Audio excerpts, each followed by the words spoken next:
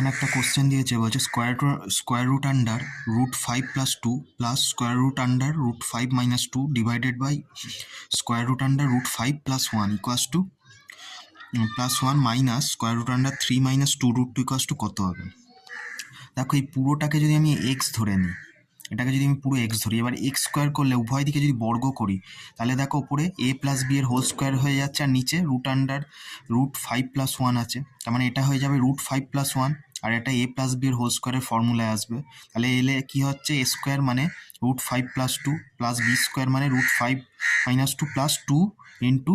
a square plus b square, তার মানে কি হচ্ছে √5 এর whole square minus 2a square, ভেতরে হয়ে যাচ্ছে স্কোয়ার রুটের আন্ডারে। তাহলে এখান থেকে দেখো +2 - 2 কেটে গেল, তাহলে 2√5 + 2 হচ্ছে এখানে ওপরে, নিচে থাকছে কি √5 + 1, তাহলে এক্স স্কোয়ার ইকুয়ালস টু কী হচ্ছে 2√5 + 2 ডিভাইডেড বাই √5 + 1। তাহলে এখান থেকে দেখো √2 যদি কমন নিই, √5 + 1 হয়ে যাচ্ছে, তাহলে ওপরে √5 + 1 আছে, নিচে √5 + 1 আছে, কেটে গেলে তাহলে কত হচ্ছে 2 হচ্ছে। তাহলে এক্স স্কোয়ার ইকুয়ালস টু 2, তাহলে এক্স ইকুয়ালস টু কী হবে √2। তাহলে এখান থেকে আমি এইটা থেকে আমি কি পেলাম, এটার ভ্যালু হচ্ছে √2। এবার এটাকে আমি কি করতে পারি, দেখো 3 - 2√2টাকে আমি ভাঙতে পারি 2 × √2 × √1, তার মানে দেখো এটা দেখো ফর্মুলায় চলে আসছে, লক্ষ্য করে দেখো √2 - 1 এর হোল স্কোয়ার করলে এইটা আসছে 2 এর 1 3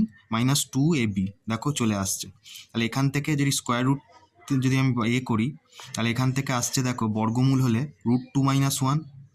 এইটার তার মানে ভ্যালু হলো √2 - 1, আর এটা পেয়েছি দেখো √2, তাহলে √2 - √2 + 1,